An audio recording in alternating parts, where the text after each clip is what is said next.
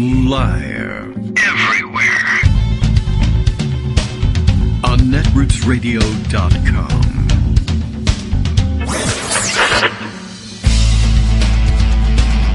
David Waldman.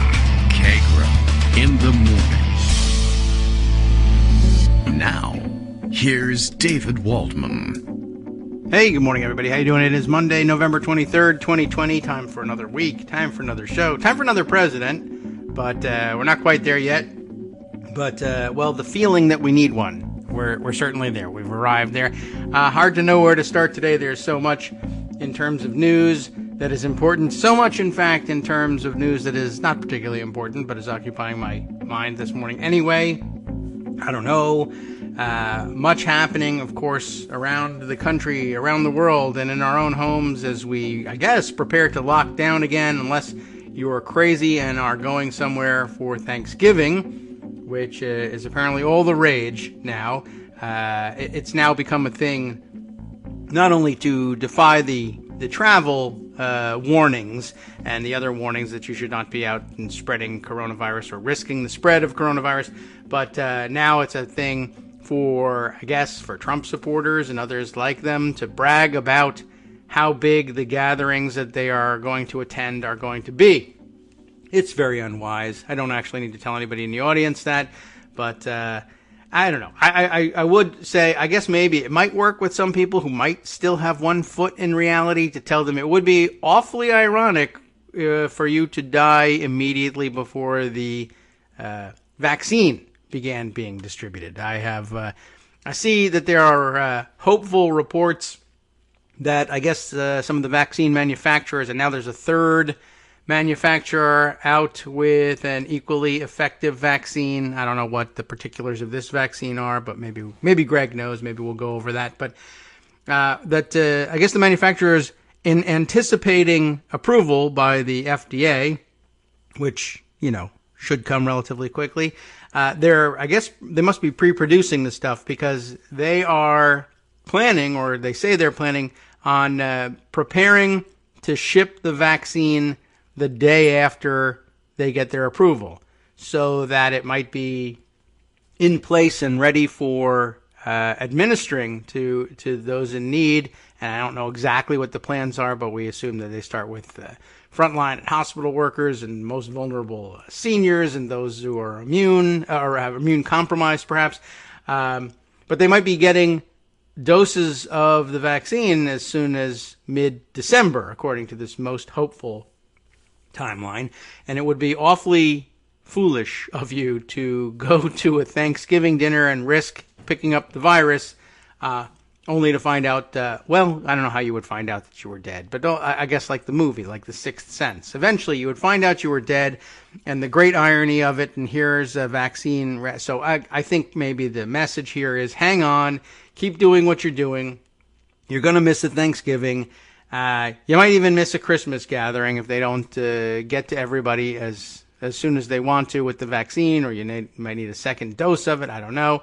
But it looks like there really is perhaps light at the end of the tunnel. Stay where you are. Have a nice, you can even get a turkey. Get a chicken if your turkey is too much for you. Get something completely different. Eat something fun and weird and different that you'll remember for the rest of your life, which will be very long because you'll stay home and stay healthy, and then you'll get a vaccine and everything will be great. And you'll remember that time that you had, I don't know what. Try a tofurkey, I guess, if you're real. I don't know. So use this as an opportunity to stay home and eat something weird and different and have some fun with it. All right. Kagro in the Morning is, of course, live now, and I am Kagro. That makes it possible for me to remind you, thanks to Bill in Portland, Maine, that there are only 8 infrastructure weeks left until the demon rats, you remember them, take over. So make this one count.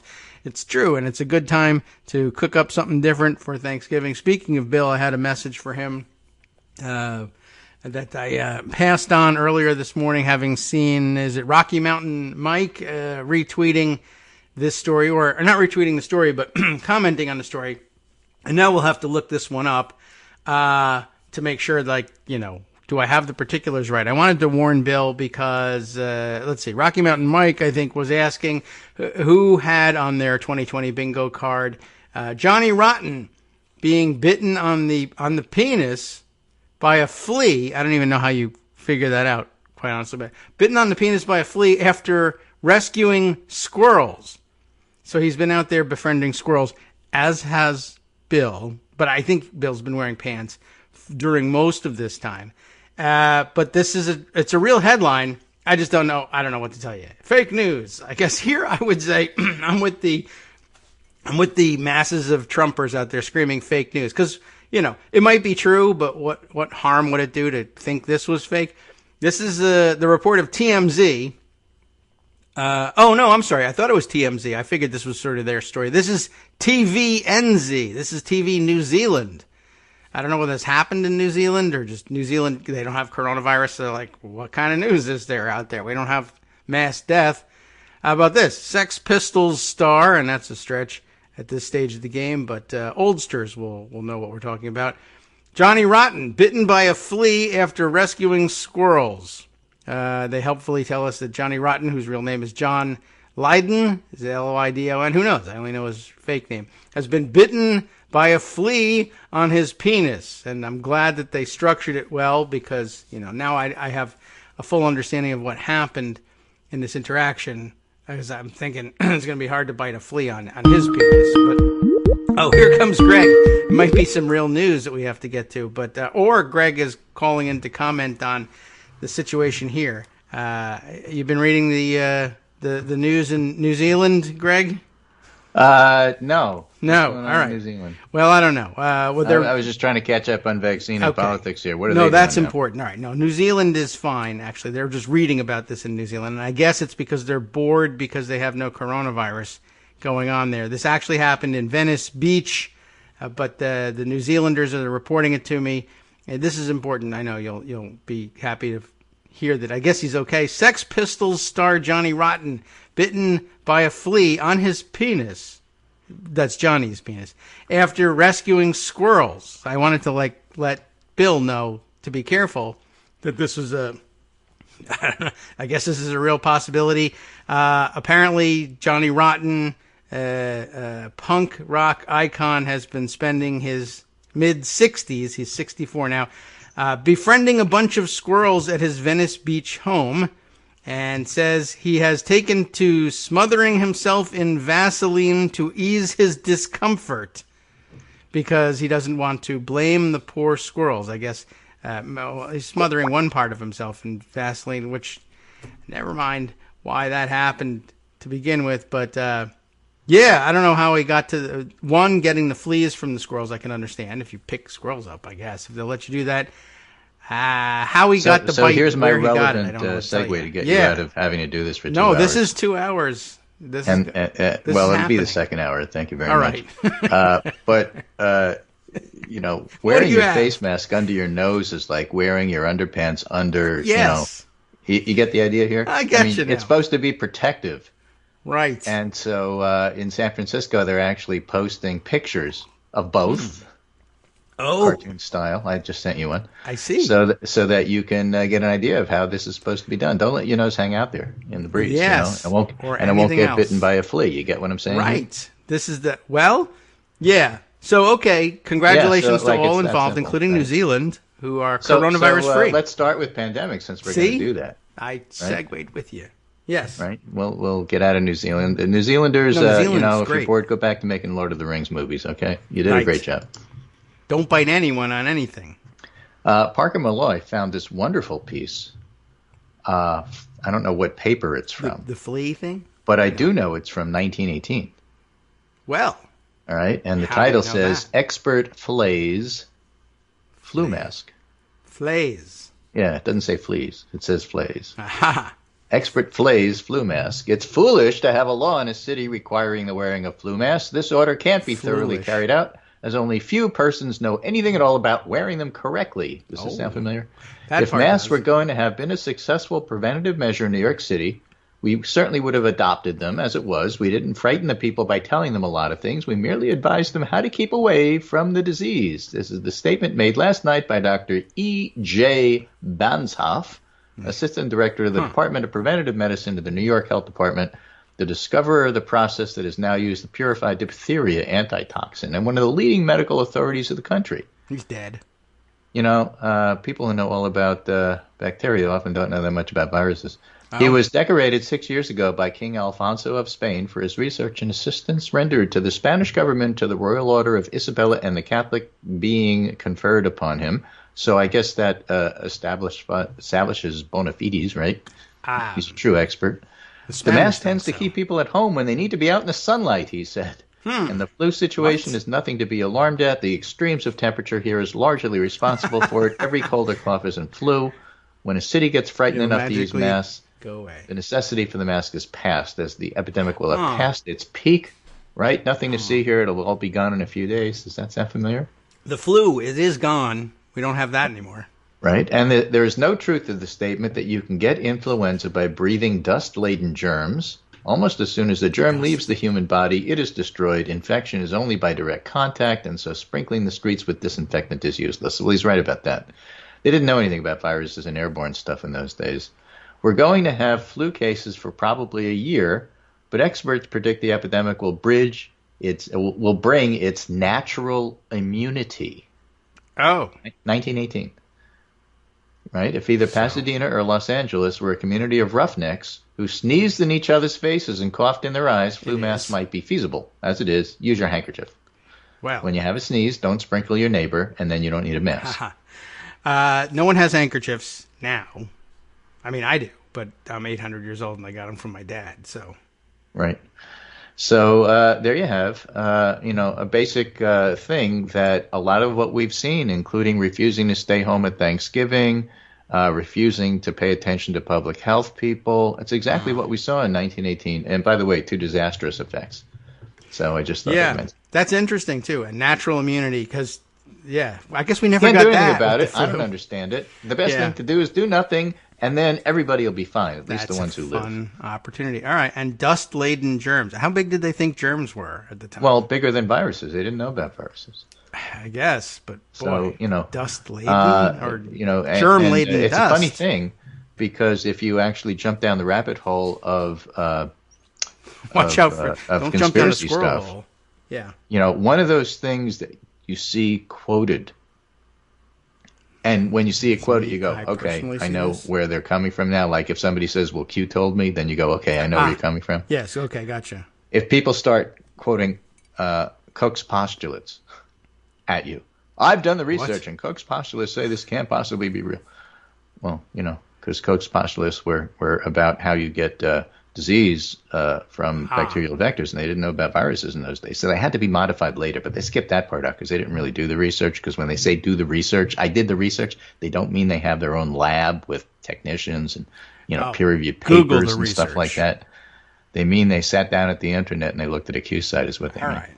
Well, and Andrew Wakefield said it's correct, So with all of that, there's a whole lot of nonsense out there. But there's a lot of good stuff out there, too. So the bad news is that it's really, really, really accelerating. I sent you a graph from the COVID tracking project people, and the daily cases are skyrocketing way more than what we saw in April. Pronounced daily cases. In July, the currently hospitalized is way more, so it isn't just a question of, well, now we have more tests and now we know what's going on. It's not that simple. The currently hospitalized is a new record. On November 22nd, 83,870 people were in the hospital. There's no more ICU beds in Arizona. I mean, it's just terrible. And collapse of those systems is imminent if people don't, get it together. And the problem is nobody's paying attention. The number of deaths is rising. We haven't reached April levels yet, but remember, there's this lag. So we should see that in about 2 weeks, unfortunately, just in time for Christmas. And it's all bad. That's the bad news. The good news is, well, there's more bad news. The economy isn't looking so good. Ernie Tedeschi, who's an economist who follows this stuff, says a slew of recent data is consistent with slow or even negative job growth in November. November is typically a month where we expect raw, non-seasonally adjusted employment data to strengthen due, among other things, hiring for the holidays. And when the unadjusted data is weakening or shrinking in November, that's an especially bad sign. And that's what we're seeing now. Okay. So that's the bad news. The good news is, yes, as you mentioned, there's yet a different vaccine that's now in the pool of vaccines to choose from. Hooray. The correct vaccine to get is the one you can get. But AstraZeneca and Oxford have come up with their version of it, and it's different than the Moderna and the Pfizer vaccines. It's not an mRNA. It's more a traditional vaccine. What they do is they take an adenovirus, modify it, stick it in the body, and hope you react to it. And their method doesn't require hell will freeze over before Trump leaves the White House kind of temperatures. Okay, good. That's good news. So it's much easier to make. It's cheaper. It's easier to distribute. And that's yet another vaccine that goes on the market. Their announcement was a little confusing. They have two different regimens that they purported, a half dose followed by a full dose, and that was about 90% effective. A full dose followed by a full dose, and that was about 62% effective at preventing disease. So part of what happens with this particular vaccine, according to their data, is they're actually showing that you can help prevent asymptomatic illness, not just prevent serious effects. That's good. Oh, okay. Yeah, well, I think that's what we're all expecting out of this. Why is it that a half dose followed by a full dose is better than a full dose followed by a full dose? One answer is that the numbers are so small because there was only 131 cases out of the 11,000 people they studied. So the numbers were so small, it may just be an artificial, it's not really that different. Just like polls are like, well, he's 5 points ahead versus 8 points ahead versus 3 points ahead. Well, they're all the same, really. He's ahead. That may be one of it. Another is that there's actually a theoretical reason why a half dose followed by a full dose may be better than a full dose followed by a full dose, and that is that if you stick a foreign virus into the body and your first response with the full dose is too aggressive, you wipe everything out before the body has a chance to fully get used to and, get T cells ready and make all the memory stuff that you need to come back later and do it again. But if you do a half dose, maybe the body doesn't respond that way. That would be the theoretic reason if it's not just an artificial, not enough numbers to really tell the difference. Either way, it looks to be a very effective way of doing this. It will require 2 shots, but you don't have to keep it at minus 70 or minus 90 degrees. And so getting into rural communities will be much easier, for example. And figuring out how to get it into your doctor's office rather than the pharmacy that has the special freezer might be, easier to do. Good. So it's important to line up a whole bunch of different candidates for these vaccines. Each one will be making millions of doses, and together, we may have 60 or 80 million doses by beginning of January, at least plenty to do the highest risk people, including the frontline healthcare workers. So that they don't die off. That would be bad. And so that part is relatively good news, but it's still going to take a couple of weeks to get there. Just like it's going to take a couple of weeks to get Trump out of the White House. The good news there is that he's lost, and the bad news there is that he refused to acknowledge it. Yes. Well, right. He has time where he's supposed to, he doesn't have to leave yet, but usually people say, I've lost. Yes, that's new. Right. So David Granger, poorly, who is a biotech entrepreneur and a pharmacy R&D guy, has this little tweet about the new vaccine that was announced by AstraZeneca. It's interesting in a lot of different ways. There's One an announcement that's coming is watching the fallout from the announcement. Yes, right. Well, you call because they had 70% and not 90%. The stock price didn't do as well. That's right. So then they have to. That's one of the things you have to watch. Right. And they changed their mind and put a higher number in, and so I assume they made some money. It is a misleading number, so it's really 90% is the number to take away. The endpoint's different, possibly in a very material way, from the mRNA vaccines, that is to say Moderna and Pfizer, and is likely to have captured more essentially asymptomatic cases, artificially lowering efficacy. And efficacy is only part of the story anyway. The speed to cost to manufacture, it's much lower. The lack of cold chain requirements simplifies logistics by an order of magnitude, and bottom line, using headline efficacy data to judge outcome in any clinical study is too simplistic. I know. The people who do stock market stuff are really stupid, but we like to tell them that. Right. Well, richer than we are, we like to tell them they're stupid. Everybody wins. They get the money. We get to make fun of them. Everybody gets something. It's a good compromise. Everybody gets something, right?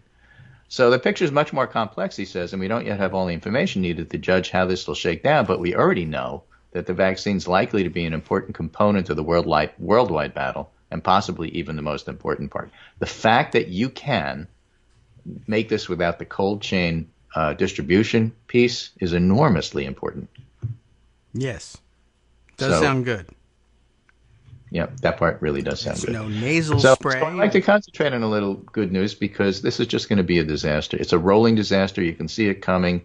There's not much you can do about it because Americans aren't going to do anything different than they did in 1918. People are people. They're going to go to Thanksgiving because freedom, and I'm tired of you telling me what to do and you're not the boss of me. And then a lot of people that you know are going to die. Well, yes. And pull up your underwear and put the mask over your nose. You're right. And good on the Canadians for having their Thanksgiving already and getting it out of the way earlier. Well, they were smart. Yeah, right. You never understood why that was happening. And now you know. So, got any vaccine questions? Vaccine questions. Pandemic questions? What do you get if a flea bites you? Do we have a vaccine for that? There's no vaccine for that, but that's why you put the mask over your nose. Or throw food to squirrels. Right. Right? So what's happening today? Well, a lot happened over the weekend. Yeah. A lot that was crazy, and a lot of crazy is still going to happen today. But the crazy is getting to the point where it's, okay, fine. I mean, it's not going to change the outcome. Joe Biden's going to be president. That's not even in doubt. The question is, how much popcorn do you want to, imbibe? Yeah, ingest, right? While you're watching all this stuff. Let's do the lawyers first. Oh, right. That's what they said in Shakespeare. Let's do all the lawyers first. Yeah, let's just read here. Sometimes you're so nutso. This is from the Pundit Roundup, even for the Trump campaign. So, Sidney Powell. All right. Gotten to the point where she was accusing Governor Brian Kemp and Senator Kelly Loeffler of being in on the fix. I didn't read everything she wrote, so she may have mentioned Cook's postulates, but it was kind of like there. The idea is they were bribed by the Dominion vote counting. The Dominion guys, I think. This year's Diebold. They paid them. So they were going to pay the governor and the Secretary of State. Oh, Dominion was going to pay them. Dominion was going to pay them. And this is a company whose software was started by Hugo Chavez, so even though he's dead, he's still communistically trying to overthrow the United States. On the penis. So he was going to make this software company that in the future, which is now, is going to pay Kemp and Raffensperger to be corrupt, and Senator Kelly Loeffler's in on it. That's good socialism. Yeah. It was amazing. So they're going to throw the election. And the thing is, because that's so crazy, it was actually threatening the election for Kelly Loeffler, who's running in a runoff in Georgia, and David Perdue as well. Right. The other wacky attorney, Lynn Wood, is calling for Republicans to boycott the runoff election. Don't vote, which is a great idea as far as I'm concerned. I totally support that. Yeah. Somehow, I don't know exactly. Vote Wednesday instead of Tuesday, right? I guess so. So I think maybe they should feed squirrels. Hired Sidney Powell. Obviously, that was a mistake. She didn't. No pants. But in any case, it's threatening the runoff, so that's a bridge too far. So even though she was at the nearly 2-hour press conference with Rudy Giuliani, where mascara was dripping from his sideburns. Yeah, maybe she put that on him.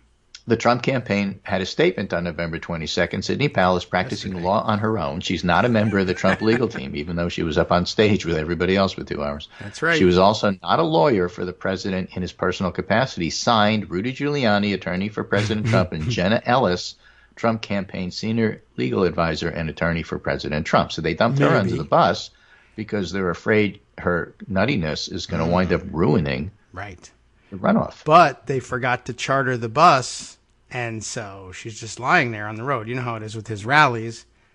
The bus doesn't show up. So she's still alive and out there claiming I don't know what. But that was really amazing. I wonder how she – well – it's very interesting, and I have a put away for later, perhaps, Lachlan Markay writing on this subject, and he did have a good, quick comment on it on Twitter, just saying, the Trump campaign and Trump himself can never admit they're wrong about something, so they had to come up with a story for how is it that she was on the stage giving, part of this press conference, but then got fired, and they can't say, well, we fired her because she did this terrible thing.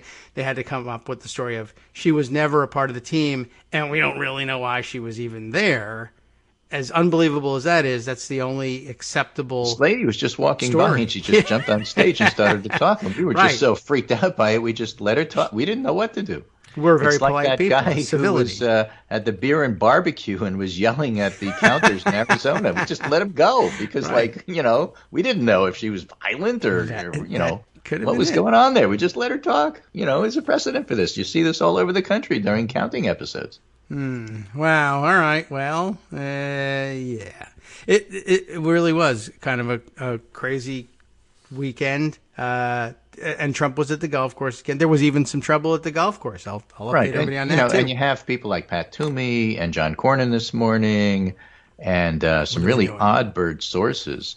Like some of the folks who were behind the Kavanaugh nomination, all saying, you know what, this is really stupid. Biden won. Oh, okay. Well, good. It's about time, I guess. So it's just really odd. Let's see. I'll say. I tried to round up a handful of them in the pundit roundup. Governor Larry Hogan, if you had done your job, Americans, governors wouldn't have been forced to fend for themselves to find tests in the middle of a pandemic, as we successfully did in Maryland. Stop golfing and concede. Yeah, okay. Some question about Ed Whalen was the guy how well I was he thinking did. of. Oh, okay. Yeah, some question about how effective Larry Hogan was at finding those tests, by the way. They got them. They didn't work. But hey, whatever. He got them, but part of the... I'll tell you Ed Whalen when we get back. Okay, well, we'll do that. We'll be back in 2 minutes. Stay away from the squirrels. Pull your mask and pants up. And don't let Sidney Powell wander into your house. We'll be right back. Hi, it's me, David Waldman, your host for Kagro in the Morning, and I've learned that I either need to update these announcements more often or stop saying that the announcements are brand new. What's not new is that this message, too, is a call for your support in keeping the Kagro in the Morning show on the air. My thanks go out to all of you who do support the show through your donations. The stats say that Kagro in the Morning fans download our program about 2,000 times each weekday, but our donors make up only about 8% of our daily listeners. Patreon.com, Patreon.com, makes it simple to make easy, secure, recurring monthly contributions to support our show. Patreon.com/KagroX gets you straight to our donation page.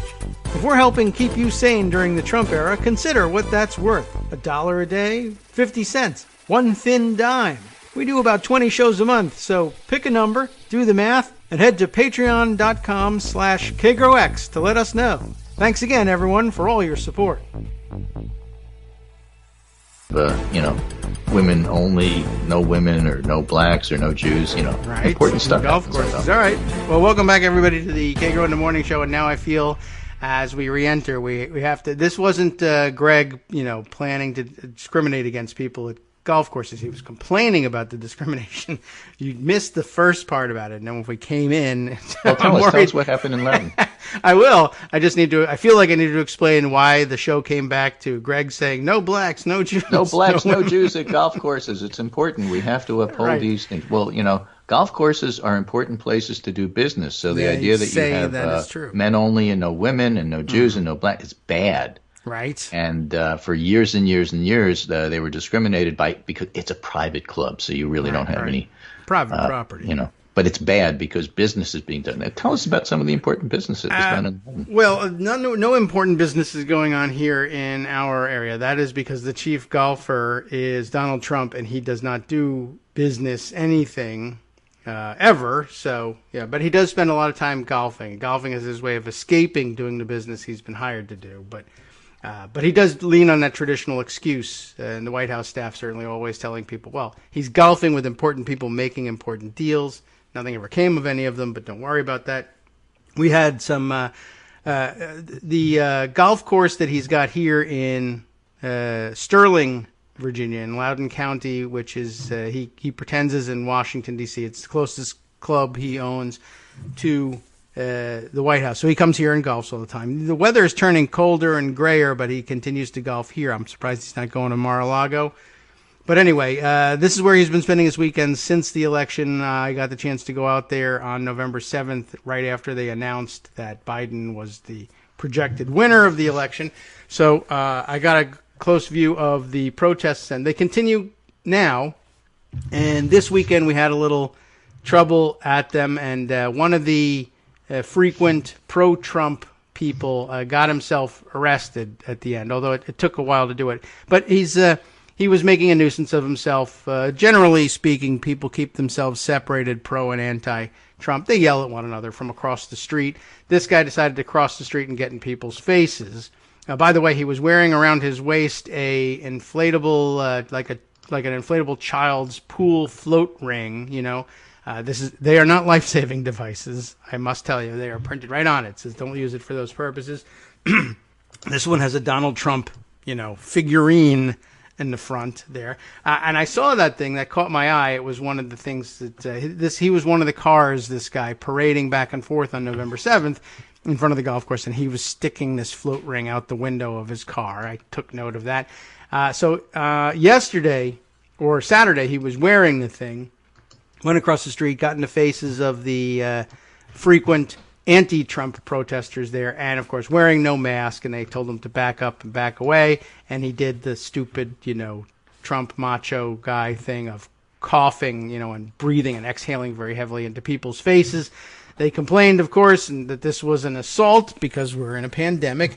He laughed, haha. Right, so. Right, tell the cops, call the cops then if it's an assault. Well, they did call the cops. And now the upshot of it is he has been charged with misdemeanor assault, which is good news.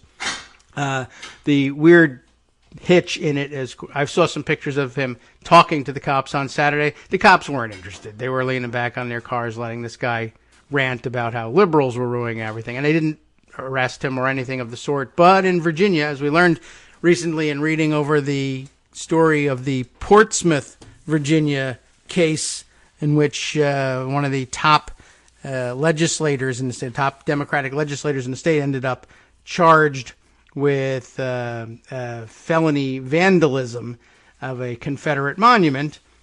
We found out that people can go around the cops when the cops won't act, and you can go to a state magistrate in your county, and fill out your own complaint and get charges leveled, and the police have to serve them. So that's how it happened. Right, Cops it's a citizen's arrest, like on the old Andy Griffith show. It's great. Yeah, you get that opportunity to do that, and not every state has got it, but I guess Virginia does. And so he found himself charged with misdemeanor assault. As it turns out, by the way, it appears that the guy, or someone with his exact name anyway, and the name in question, the guy who was charged with the assault is Raymond Elmo Deskins III. So it's kind of hard to be the same name and not be that guy. But as it turns out, people Googling around yesterday found out just good Trump supporter backstory. Apparently a person living in the same, county with the exact same name was sentenced in 2012 to 2 years in prison for a major workers' compensation fraud case. Apparently, he used to work for the FAA as an air traffic controller in the area, and somehow claimed to have been bit of a grudge against government. That yeah, guy. I guess so. Claimed to have become permanently and completely disabled on the job. I don't know how, but I guess it can happen. Or the government believed it could happen. Anyway, over the course of several years, he collected $700,000 in disability payments, all the while working as a foreman on a construction crew, apparently. And federal government found out about something happened at the airport, and his nose fell off, and Yes. so now he can't Bitten wear a by a mask the squirrel. way other people do, and that's Right. the whole problem right And there. so I don't know. That's Don't not pick the on 'em. top of the news, but the local angle. That's local color for you. And wow, so he's a weird guy, and now he has to deal with the criminal justice system again. Right. And have a little compassion for people. No nose picking Sure. jokes, okay? Right. Just leave them alone. Anyway, yeah. Well, see if they wear. Maybe he'll wear a mask while he's in jail for this. I don't know. Right, maybe. So, Ed Whalen, you remember Ed Whalen? Ed Whalen is responsible right. for, doing a lot of the behind-the-scenes work to try to get conservative justices and judges appointed. And you may recall Rudy described everybody working with him as his elite strike force lawyer team. That included Sidney Powell and Jenna Ellis and some of the other nutcases that he works with. And Ed Whalen said, love the folks who think courage consists of embracing disproven conspiracy theories and filing endless lawsuits that have zero chance of altering Trump's defeat. Yeah, you guys are the D-Day forces, he said. So I'm not thinking he's really supporting that. You know, one of the things that happened is that in Pennsylvania, one of the two states that's going to certify today, is one of the lawsuit just got thrown out with prejudice. Basically, the judge, I'm not a lawyer, but as I understand it, the judge said, this is so ridiculous. I don't ever want to see you or anybody in your family in my face again. Get out of here. Yeah, well, he did do that. Right. And dismissing with prejudice just means, you don't get a chance to revise it and come back. Don't come back with this garbage. So Pennsylvania looks like it's going to go ahead and do what it needs to do. Michigan, as you recall, the head of the GOP legislature in the House and the Senate visited Mr. Trump, as the New York Times likes to call him, on Friday of this past week. And then they came out singing the tune of, well, we don't know, we'll have to see what happens. Of course, they don't have any power. It's funny because the people who can't do anything about it are the ones that are speaking the most. And the people who can do something about it are quiet. That's often the case. So we have the canvassing board today, which is supposed to certify the election, and they're supposed to not really have any choice about it. Their ministerial duties are just simply to say, yep. But it's 2-2 because Michigan does things in a weird way. And just like Wayne County, it's possible it's a 3-1. It's possible it's a 2-2. If that's the case, they'd go to court to reinforce it. Either way, the governor is the one who's going to wind up making the elector slate, not the legislature. So it's going to be a little bit more kabuki, but Trump needs this because he needs to grift and raise money off of it so he can pay off other debts. And that's part of the whole deal. So we get to see that play out a little bit. Now, there was a really, really long and interesting piece in the New York Times Magazine over the weekend. Well done by it's so long. It's taking me like 2 weeks to scroll up to the top here. Jonathan Mahler, which is it starts by looking at what looks like a dossier.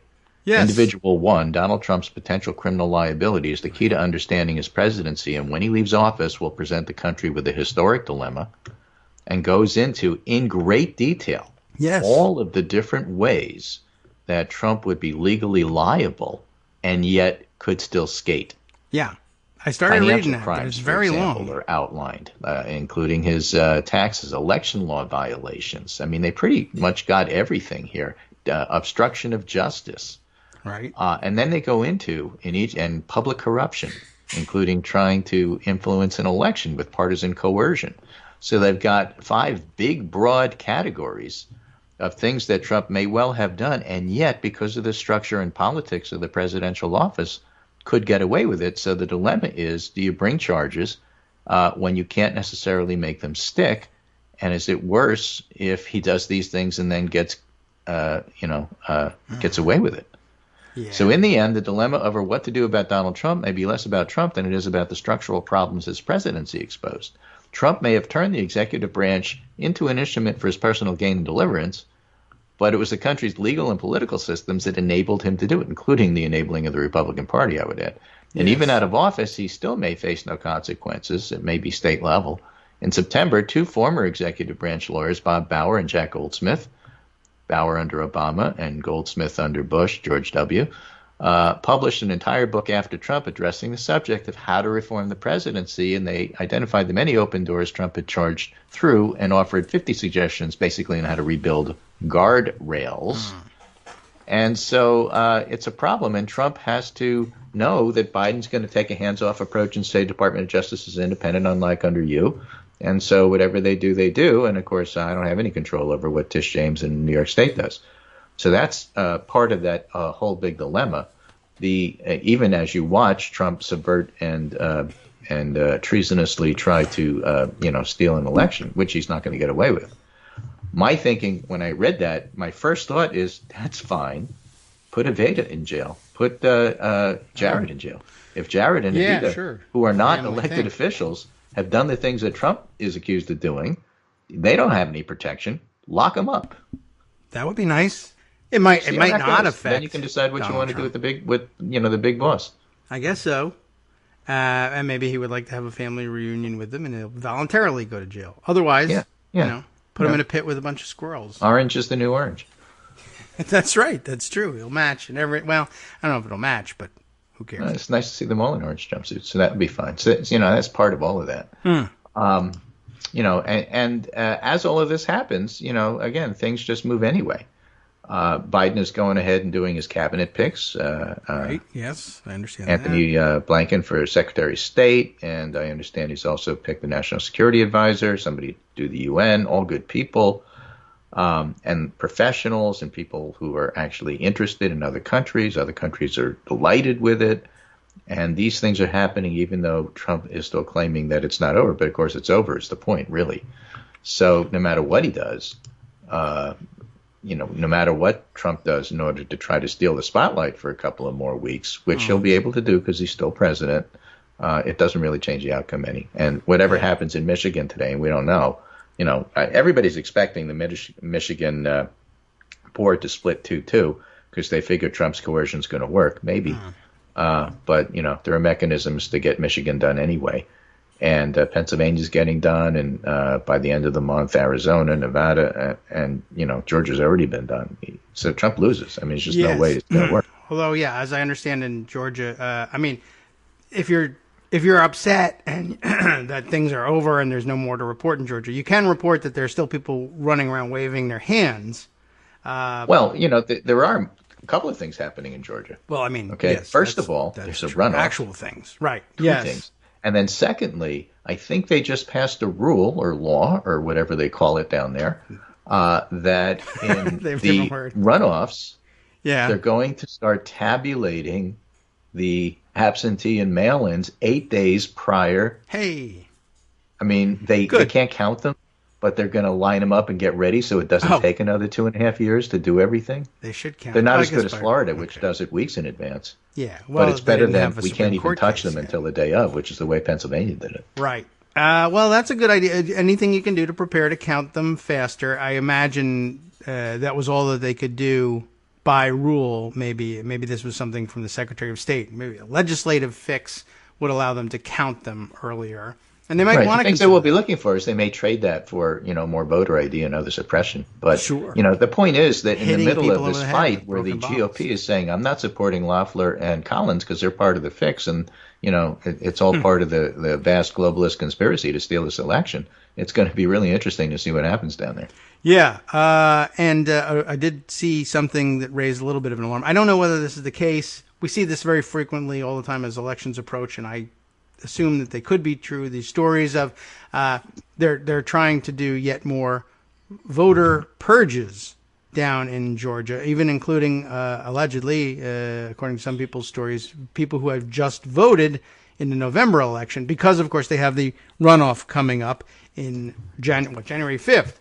And I guess if you're a Republican Secretary of State, for instance, as Raffensperger is at bottom in all of this, you might be interested in purging some Democratic voters from the rolls in between while people aren't watching because they figure I just voted successfully, so of course I'm registered.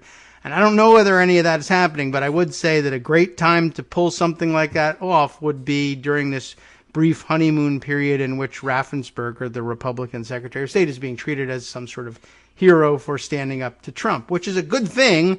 But he might also still, at bottom, be a Republican Secretary of State and interested in purging. So they just urge you now, check up on that, find out about your registration, double check, even if you just voted in November, and be sure that nothing stupid befalls you in between now and then.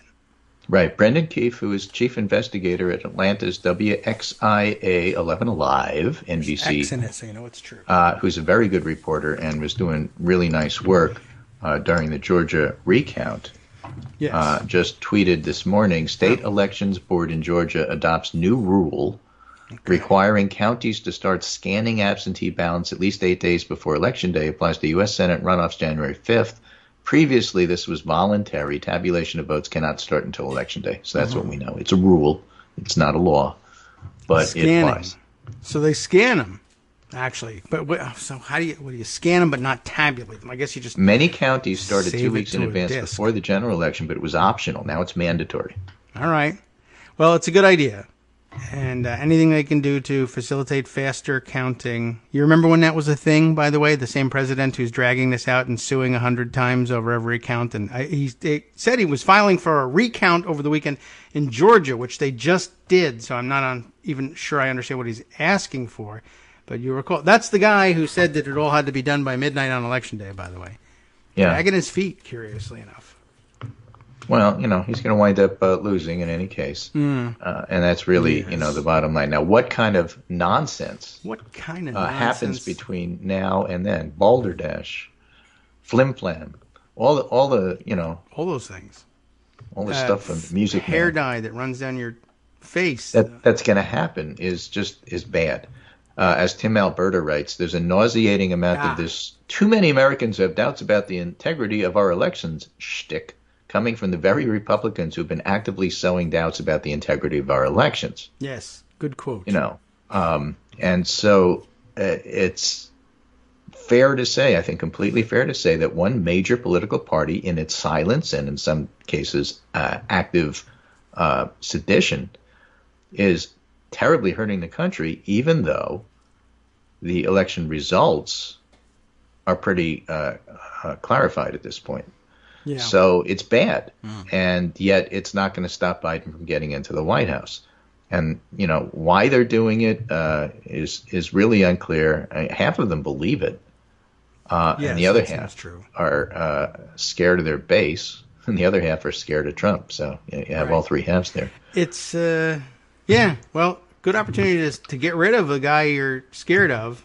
I would think in front of you. Now we have some information on this. For example, all right, Politico published a 7-letter Insight 2020 voter priority survey. What? And shows pretty divided country here. 81% of Republican voters have less respect for Democrats than they did 4 years ago. 77% of Democrats feel the same towards Republicans. We'll see what happens by the end of the week. People from the other country are ruining this country. 74% of Democrats say that about Republicans. 80% of Republicans say that about Democrats. The good news is, I would be upset if my child married somebody from the other party. That's only 50% on each side. Well, yeah, okay. We're over the mixed marriage thing. Right. Make no mistake, the 2020 election was more about Trump than Biden. 67% of Biden voters voted for Biden against Trump. 82% of Trump voters voted for Trump against Biden. The interesting part about how all this, shakes out is watching people call in, for example, to Rush Limbaugh. There was a tweet about that. Terribly upset that Trump lost, and this fellow felt that the only people he had left were Rush and Trump. And to hell with the GOP. They didn't do anything to stop this. And why should I keep voting for them? Oh. Why, I went to the Million MAGA March, and I didn't see any GOP officials there. Why should I support this party? There may actually be a lot of that sentiment going on. All right. So we'll see what happens during the runoff, because, that's where the rubber hits the road. Are you just spouting, but you're going to show up anyway, or not? The other thing that people noted is about split ticket voters. For Biden voters, if you voted for Biden and Democrats, it was about issues. All right. And that was true for a lot of Trump voters, and even Trump split ticket voters. That is to say, voted for Trump but Democrats. But if you voted for Biden and then Republicans, half of it was personal qualities and half of it was position on issues. And what that shows is that conservatives or center-right voters who just couldn't tolerate Trump were more than willing to vote for Biden, but not so much down ballot. Okay. So that, gives, again, some of the idea of the kind of work you still have to do at state legislator level, and to turn some of those red counties blue. You can't just expect that it's going to happen only when Trump's not on the ticket. Because if he's on the ticket, he's going to bring out Republican voters in droves, and that's what happened. But interesting, though, is Biden's issue to make it about the soul of America and vote for me because Trump is bad worked. Mm-hmm. He got 6 million votes, but that didn't convince anybody to vote for the Senate and House to go with him. And in fact, and we're still getting this data, we don't have a lot of it, but there's an awful lot of reports. If I voted for Biden, I didn't vote for anybody down ballot. I just came out to vote for Biden, like you told me. Yeah, there are such people. People do it all the time for president in particular. Right. Now, was it more than usual? Was it more on this side than the other side? We still don't have the data. Okay. But those are sort of the things that we have to watch for. But there's clearly a difference between the Biden split ticket voters and the Trump split ticket voters. Mm. They had different motivations for doing what they did. Everybody believed the election mattered. Everybody, was happy to come out and vote. Democrats believe in the election, and nearly 2/3 of Trump voters don't accept the results. Mm-hmm. 97% of Democrats do, and 38% of Republicans do. That's too low. 3% of Democrats say, no, I don't accept the results, and 62% of Republicans don't. I got to find is that real? Is that just because your leaders are telling you that?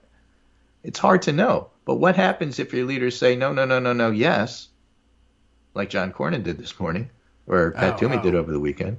Okay. Or Ed Whalen, or other people like that do. Or Ed Whalen's not leading anybody. Yeah. The focus guy for the Republicans, Frank Luntz. Right. Had a Jenna Ellis tweet, and he retweeted it and said something along the lines of, this is the greatest parody tweet account of all time. What happens when those Republican leaders turn around and say, actually he won? Does that mean that you bring along the Republicans with you and all of a sudden they agree, which would be fine? Or do they say, oh, well, then you're no good, which to my mind of thinking would also be fine. It's a win-win. It's just different kinds of win. I can tell you how it will be reported under the headline Dems in Democrats disarray. in disarray. We know that. Right. But still, that's what's happening. Yes. True. I don't know, man. It's crazy, and no one's ever seems to be held to account for the things they say. I assume they figure that it'll just disappear and people will never think about it again if they stop talking about it. I really honestly don't know what they're thinking. I guess they figure that so far we've gotten away with it, so why should we change? Yeah. That's why elections are really that important. People are, well, this is the most important election of my life. Well, it is, because if you let people get away with all this stuff, then they'll just keep doing it. Yeah. I guess. For Republicans in office, there's only one way to punish them, and that's to unelect them. Right. Well, right. Make them Republicans not in office. Nothing else gets their attention. They don't care about anything else. Literally, think about what's happening. As somebody pointed out on Twitter, and I wish I could give credit to it, the entire Senate. Yes. Right? One guy from Kentucky decided the only thing they're going to do for 4 years is appoint judges. They're going to do nothing else, and 99 other senators had to go along with it. Yeah. And that wasn't the message of the election. No. And Howard could not have been about the court the whole time. We've spent... Well, the court are also not doing anything on COVID relief. They did nothing. Right. Well, it is really a big... that was a big surprise that they just didn't do anything at all about the pandemic, and that we haven't... I really thought... And nobody made them pay for it. And again, I think that the pandemic is having an enormous effect here for a variety of reasons. Some people think that Democrats didn't get out and do face-to-face as much as they could have. There's reasons why they wanted to save your life, but it hurt them at the ballot box. There's people who just, as we're seeing with Thanksgiving travel, just don't want to do what they're supposed to do. And when they have Republican governors enforcing that it's the right thing, then they're just not going to do it. And then if that's the mindset, like in South Dakota, we just don't like people telling us what to do. So South Dakota's like skyrocketing cases, and everybody's going to die, and the hospital system's going to collapse. But freedom, if your governor is reinforcing that that's the right way to do it, we're a frontier town and we have a frontier mentality about this stuff. Well, it's going to play into the election in ways that we didn't foresee. And yet, again, if Ernie Tedeschi's right, and that kind of attitude also helps to deal an economic blow that wasn't seen before the election but will be seen after the election, how does that play out? I mean, we're talking about a second recession and a deep one. So, timing is everything, except when it's location. And when location is everything, then it all depends on timing. So, we'll have to see how a lot of this plays out. And I just think it's a little too early to step back and say, oh, it was this, and that's what happened in the election. Yeah. What we do know is that people rejected Trump and Biden got 6 million more votes.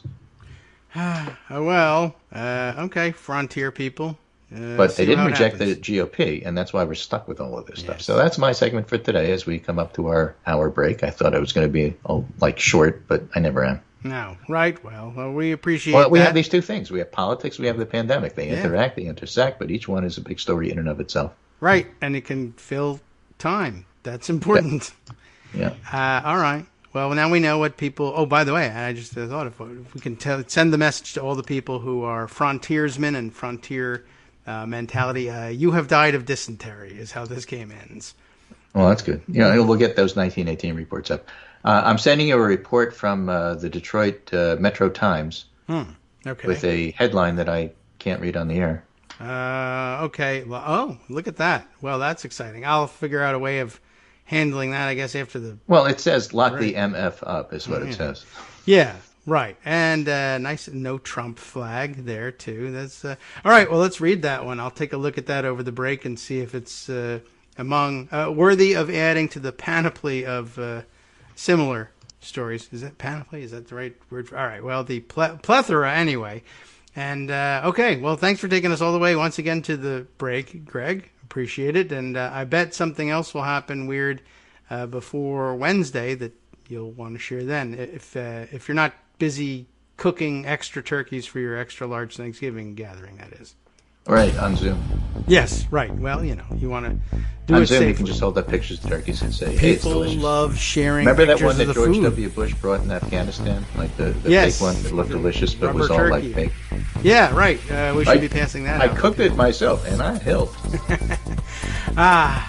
Turkey with 2 E's, I believe is how that one was spelled. Okay, well, thanks, Greg. We'll catch up with you on Wednesday. I'm sure nothing unusual will happen between now and then. Nothing ever does. We should all relax. All right, take care. We'll see you then.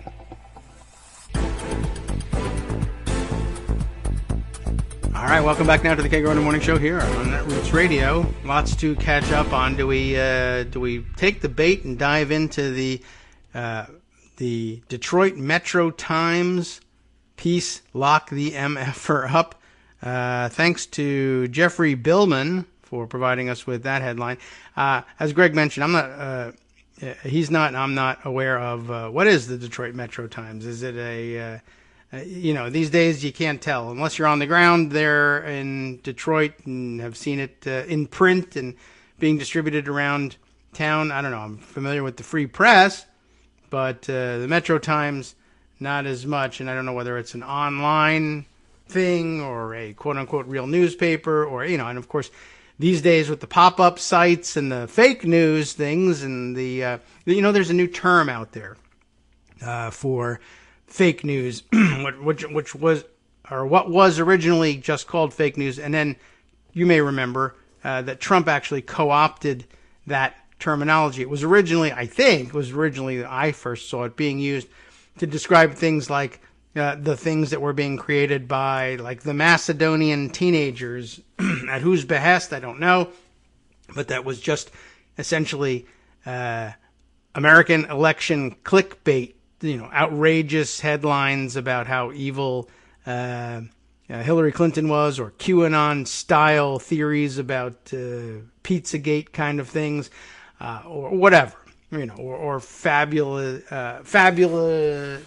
stuff about Donald Trump being an amazing guy and so awesome. But, they just literally were just fake manufactured news stories, but put up on sites that were meant to look like and to be shared as though they were legitimate newspaper reports shared on Facebook, etc.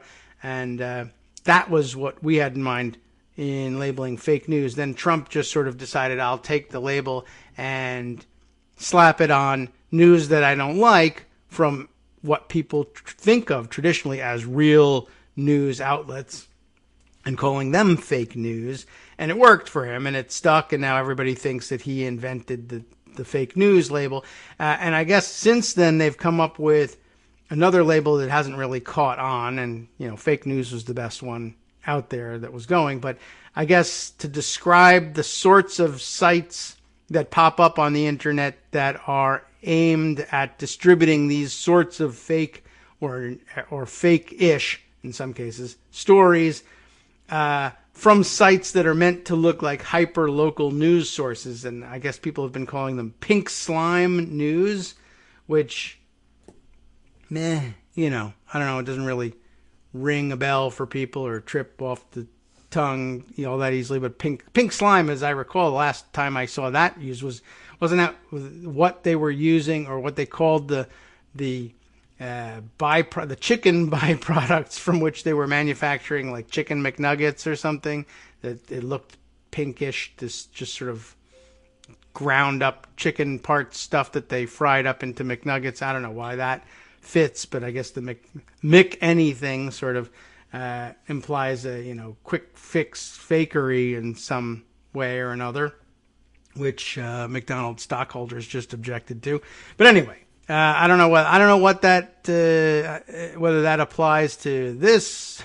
Probably not. It's not along the same lines. That sort of seems to be used to describe a particular kind of fake news story, not this, which is opinion, and I think rather conventionally offered in that respect. But anyway, I guess what I'm saying is I'm not certain what kind of outlet Metro Times is, and so I can't vouch for it. But I can tell you that I like the headline: "Lock the MFer up." What's it all about? Well, you know what it's all about. He's a MFer, and these are the reasons why. It's probably actually not worth spending the time rounding the stuff up, if only because, one, we probably know most of these stories, and two, it's really just kind of like preaching to the choir, which is fine. I don't mind preaching to the choir. I like doing it. But there are so many other stories to to round up and to touch on. I thought maybe we would head around there and take a look. I need to take a look back at my own Twitter feed for things that didn't make it into Pocket. But we'll start with the Pocket stuff, because that's the stuff that struck me as too important to to let slip away in the Twitter timeline. I mentioned, for instance, that Lachlan Markay had a piece, I think I mentioned, it might have been off the air during one of the breaks, talking about Sidney Powell and the circumstances under which she was let go. And he made an interesting comment on the situation, saying the Trump campaign could have just released a statement saying that Powell's no longer serving on their legal team, but that would betray weakness in their minds. So they decided to pretend she never was on the team instead, which just portrays idiocy. But not for them. Really a remarkable microcosm, he says, of the larger BS shoveling exercise. And he attaches his Daily Beast post on the subject. Trump campaign disavows, pop-ups in the way, disavows its own election conspiracy lawyer. And we know the story, but if you missed the details of just how out there she was, he outlines them here. President Donald Trump's political team officially disavowed the efforts of attorney Sidney Powell on Sunday evening, just days after Powell headlined a bizarre, rambling press conference where she alleged a massive election fraud conspiracy against the president. And this part I know I mentioned in the break with Greg and not on the air. Sidney Powell is Mike Flynn's lawyer, like Mike Flynn's new-ish lawyer. When I say new lawyer, I mean she's been with him for a while, but she's the one who became the new lawyer that got him to switch his plea. Right, he had pled guilty to lying to the FBI, and then he rescinded that guilty plea and tried to get, a trial that he had been denied because he had pled guilty. And we had this whole controversy over whether or not he could be sentenced, and the Justice Department trying to intervene and block the judge from sentencing him because he had rescinded the guilty plea. Anyway, I guess Sidney Powell is the lunatic that advised him to do that. And I was just wondering, Mike Flynn is a lunatic as well. and is a QAnon lunatic in particular, and he's a spy. And Sidney Powell clearly is very Q-oriented as well, and I don't know whether they got together because of that or one came after the other, but at any rate, I guess it doesn't surprise me that the two of them have gotten together. But I was just wondering whether Mike Flynn, deep down inside, not wanting to go to jail, is he so QAnon that he, doesn't notice, or does he say he sees Sidney Powell like slap your forehead like, oh my God, what am I going to do? This woman's my lawyer. I'm definitely going to jail now. Or is he like, yes, I finally have a lawyer who's, worthy of the title, is on my side and sees the truth of the Q, theories, etc. I don't know. I don't know how far gone he is, but I guess we find out by whatever his reaction might be to this. Anyway, back to the story. Sidney Powell, the statement from the White House, or from the Trump campaign was, it said, Sidney Powell's practicing law on her own. She's just signing our briefs. I don't know why that's happening, but keep your briefs on. Keep yourself safe from squirrels and fleas, and then Sidney Powell can't sign them. She's not a member of the Trump legal team. She is also not a lawyer for the president in his personal capacity, declared Trump attorneys in her personal capacity, Rudy Giuliani and Jenna Ellis for the campaign. In a statement, the attempt to retroactively erase Powell from the president's legal team was flatly contradicted by that team's and Trump's own statements over the past week. We know that, but Lackland does the roundup for us. Powell responded to the campaign's attempt to distance itself Sunday night with a statement that opened with, quote, I understand today's press release, unquote, and ended with hashtag Kraken on steroids, like Kraken, a reference to a sea monster from it says from the movie Clash of the Titans, but I mean, isn't it like mythology that it's actually from? But whatever, we're a movie culture, so fine. And that has become a right-wing hashtag. That much is true, but I don't think it really explains why it became a right-wing hashtag.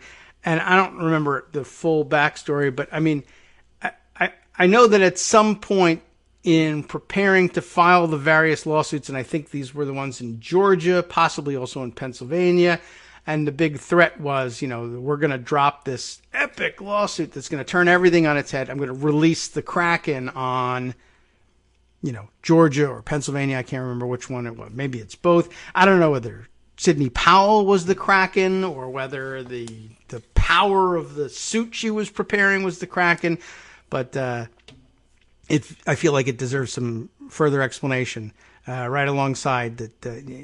I don't think the Kraken originated with the movie Clash of the Titans. But am I wrong about that? Did the Clash of the Titans invent the Kraken? No, right? That can't be the case.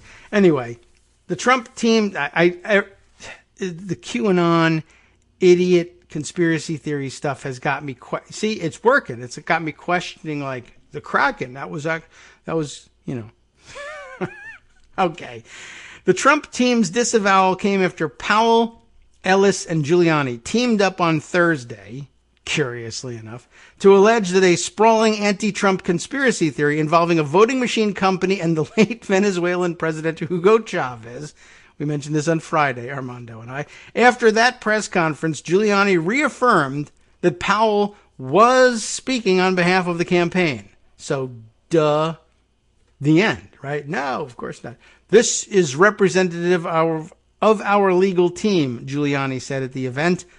We're representing President Trump, and we're representing the Trump campaign.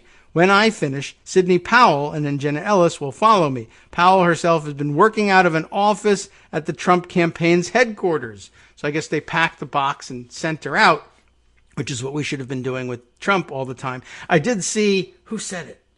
Murray Wass, I think, last night. And I said, this is why I wanted to flip down my Twitter feed so I can find it and share it with you. But he was joking around. He wrote the Onion headline of the day on it, saying, yeah, Sidney Powell not ready to, there it is, Sidney Powell not ready to give up quite yet, refusing to concede. Says she has some state legislators to see, some court papers to file until she accepts Rudy Giuliani's dismissal. quite a good one. A good shot there. I'll have to bookmark that so that I can remember to share it with you, but just one of many things that I think I'm going to miss if I don't run through the Twitter timeline. Anyway, let's see what else Lachlan has to say here. Right. Ellis referred to Powell as a member of the president's national legal team just last week. Trump himself said last week that Powell had been, quote, added to our other wonderful lawyers and representatives, unquote. Some on Trump's campaign have bristled at the wildly unsuccessful legal strategies pursued of late by Giuliani, Ellis, and Powell. What a band, huh? Their efforts to overturn the 2020 presidential election have largely been laughed out of court, even as they continue to promise that bombshell evidence will soon emerge and tilt the contest back in Trump's favor. I don't know whether it was in here or elsewhere that I read somebody else writing up the story of the Sidney Powell saga, that the Trump campaign and the White House and everybody else complaining. She hasn't even shown her evidence to them, and they're starting to get worried that it might not exist. I don't know. Powell was finally thrown under the bus, which never showed up to take people back to satellite parking, on Sunday, after a federal judge in Pennsylvania dismissed the campaign's efforts to throw out millions of legally cast votes. The decision, which took the campaign to task for its largely incoherent and poorly argued positions, dealt a body blow to Team Trump's efforts to use the courts to overturn the results of the election. Sunday evening's statement also came after Powell targeted top Republican officials in Georgia. Greg told you about that. Let's see. Of course, the runoff's happening there. Should we kind of skip back down here? In an interview on Sunday, Powell alleged that Brian Kemp, the state's Republican governor, accepted bribes for his participation in the anti-Trump conspiracy. That's the part I don't understand. I guess I could get it. I thought that the idea was, well, we'll use this Dominion software, and I would have thought that Dominion would have said, you pay us, and we'll fix the election the way you want it. But Sidney Powell's theory is even more awesome, I guess, if you're a conspiracy theorist. Somehow Dominion is paying Kemp for the right to fix the election, like naming rights on fixing the election. I don't know. And blah, blah, blah, Hugo Chavez. Powell's bizarre claims have drawn criticism even from reliable Trump supporters for her utter refusal to provide any substantive evidence. She lashed out at Fox News host Tucker Carlson on Friday over his requests that she produce such evidence. He was very insulting, demanding, and rude, she complained. In the statement she issued to CBS News, Powell said she would continue to represent #We the People, not clear whether that's different from the people, and promised we will be filing suit soon, though she did not say who we was, not the people apparently, or whom the suit would be filed against. The chips will fall where they may, she added. That's quite a statement. That reminded me at the end here. Right, let's see. Fighting with the Fox News, bribing the governor. Dang, what was it? Refusal to show the evidence. There was something else that jumped out at me that I should have just blurted out at the time. Well, it's in my Twitter feed. I know I can remember that much. Gosh, what was it? Well, we'll see whether we can find it. I had something very specific in mind. Well, if it occurs to me, good. Then I'll let you know. All right, well, I'll have to go back to... what do I have in pocket to see where to go next? Oh, I wish I could remember what it was I wanted to tell you about. Anyway, let's see. Well, here's something that came up earlier, too. A lot of people sharing the tweet of Carl Bernstein, who, put together a very interesting, small, mini 3-tweet rant here, saying... perhaps you've seen this one. Starts out by saying, I'm not violating any pledge of journalistic confidentiality in reporting this. 21 Republican senators, in conversations with colleagues, staff members, lobbyists, White House aides, etc., have repeatedly expressed extreme contempt for Trump and his fitness to be POTUS. We've heard similar reports in the past. But then he goes on to name them, which is interesting and fantastic. But he says it violates no pledge of journalistic confidentiality, so why not spill it? The 21 senators who have privately expressed their disdain for Trump are Portman, Alexander, Sass, Blunt, Collins, Murkowski, Cornyn, Thune, Romney, Braun. Did you say Braun or Brown? Braun, I don't know. But he was such a big defender, right? Every afternoon during the impeachment trial, loved to go straight to the cameras. And all right, Young, Tim Scott, Rick Scott, who has coronavirus, by the way. I think that happened over the weekend. Rubio, Grassley also has coronavirus. Burr, Toomey, McSally, Moran, Roberts, and Shelby. With few exceptions, their craven public silence has helped enable Trump's most grievous conduct, including undermining and discrediting the U.S. electoral system. Very interesting. And then I guess more from his appearance on CNN is attached to the third tweet. You can watch him, I guess, go through this on CNN. It's very interesting to see. And I'll point out that if there was any truth to it, not that I believe that they would take this opportunity, but the opportunity does exist. Note to the House here and the House leadership. You could, at this stage, impeach Donald Trump. We've fantasized about it and everything, and it's a good idea, and they really should do it. I think they should probably do it just to disrupt the Senate from their efforts to cram in a couple of extra midnight judges before Trump is on his way out the door, which really shouldn't be happening at all. So just to block that, it's a good idea. But I was going to say, a lot of Republican senators, these 21 certainly, with the exception of Romney on one of the two counts of the impeachment, all voted to acquit the president in his impeachment trial, largely because, they were afraid of him. And as Republicans, they didn't want a Republican president to be impeached. And even though he would be replaced by Mike Pence, who's a Republican, they didn't want to be seen as overturning the results of an election and robbing him of his time in office. But now, of course, his time in office has come to an end. He's lost the election, and you wouldn't be robbing him of anything but a few days at this point if you impeached him and removed him from office. But also, very important, is I remind everybody every time we talk about impeachment, one of the other punishments available, the penalties available, is barring the impeached official from any further service in the federal government. So to the extent that you're afraid that he'll run in 2024 and or either crowd you out of the 2024 primary field if you're a Republican senator thinking of running for president, or running against you or defeating you, or just criticizing you while you're making your run or anything, if you would like to rob him of that, the ultimate source of his power, which is the possibility of his coming back into the presidency, impeach him and bar him from office. It's a great opportunity to do that. Great opportunity to pull the Susan Collins move and claim last-minute redemption and see if you can win re-election when your time is up. No stigma of robbing Trump of his due time in office. So I kick him out on December or January 19th if you want to, although sooner would be better. I'll just throw that out there. So it's an idea, something for you to consider. If you're talking to Republican senators later today, let them know. Okay, thanks.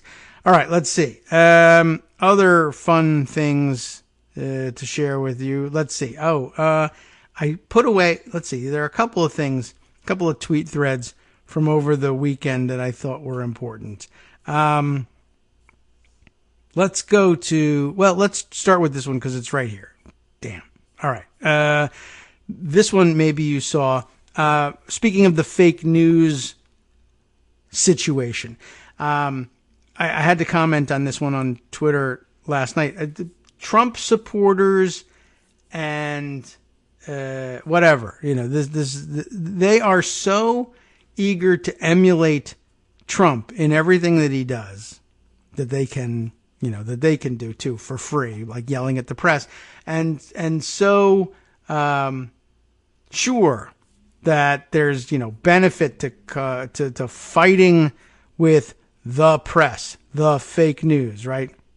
They're so, here's how I put it on Twitter. The Trump supporters are so eager to emulate him and to act out on his threats and aggression, particularly against members of the press, that they ended up, I've got a tweet thread from a local news photographer who ended up getting attacked. And here they are. They ended up harassing a local newspaper photographer who was taking pictures of a Little League game in Arizona. Mesa, Arizona, and attacking him as fake news. Now, what's fake news about taking pictures of a baseball game? First of all, that is happening right before your very eyes, right? You're in attendance at this baseball game. What is fake news about documenting the fact that this baseball game took place? But they don't care. They just see someone working for a traditional news outlet, and they want to yell and be Trumpy and call this person fake news. And it gets worse than just calling them fake news. And I'll read you the guy's Twitter thread just so you get the sense of if you haven't seen this thing already. But, I mean, fake news is really something that Trump kind of reserves for yelling at people who write about the national election and the national political scene and get in his way. It's not like, I turned on the local traffic and weather on the 8s on the local news station or whatever your local news station is. Maybe it's the 10s. It's 8s here for some reason, right? And they say, 40% chance of rain this afternoon. Fake news. Well, it's news and it's traditional news, but is it fake news? Well, if it makes you angry, now you just say fake news to things. So here's this poor guy, Patrick Breen. And again, I'll remind you, he is a news photographer for the what's his paper? The Arizona Republic. Is that right? Okay. And he's taking a picture of a Little League game. So he says, rattled.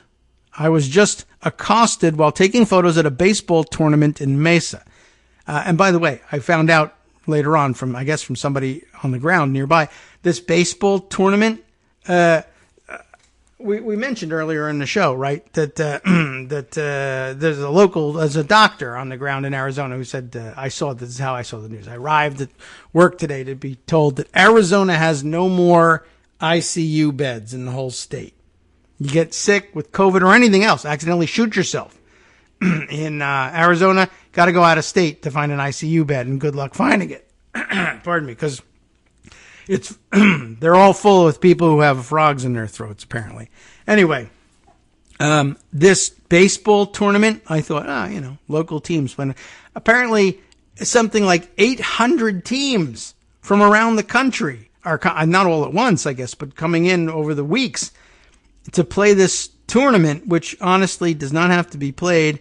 Right when we're telling everybody don't get together for Thanksgiving, they're having an 800-team tournament in Mesa, Arizona.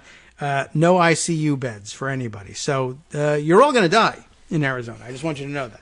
And he's taking pictures of you all dying. Anyway, I was just accosted while taking photos of a baseball tournament in Mesa.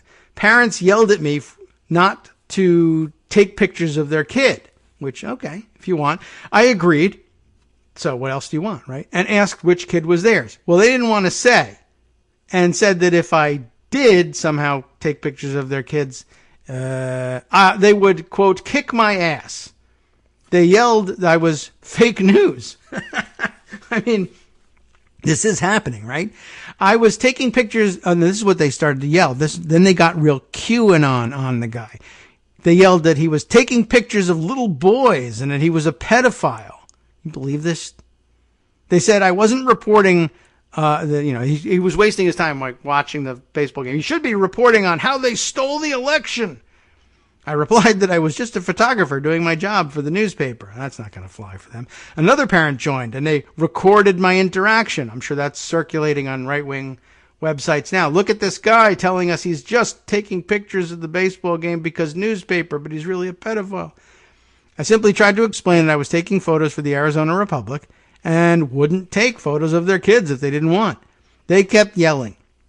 And then it gets to, told me to walk away, which is, a veiled threat. Walk away, which is what I ended up doing as they continued to accuse me of being a child predator and fake news.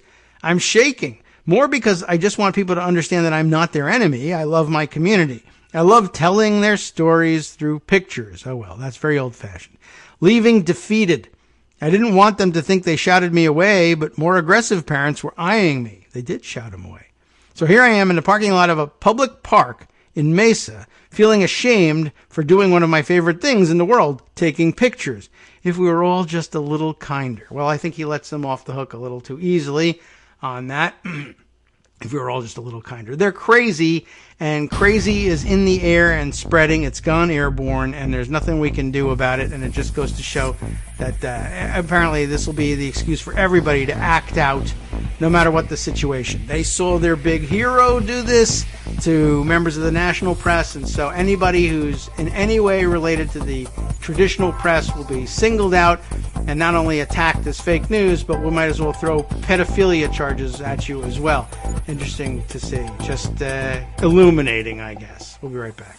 Hi, everybody. It's me, David. Let's change things up from the old fundraising pitch for just a minute and talk instead about how you can be a part of our show. If you've got a smartphone or any other electronic recording device, why not sit down and record a segment for us?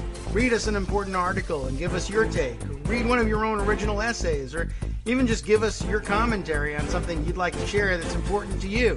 Then send the file to me at kagrox@gmail.com, and I'll try and work it into the show. Short segments, a few minutes in length, are easiest to fit in. And of course, I can't always guarantee that I'll be able to play everything, but if you've ever shouted at your radio or TV about something you wish was being covered, here's your chance to change that. Make the show your own. Send your submissions to me at kagrox@gmail.com.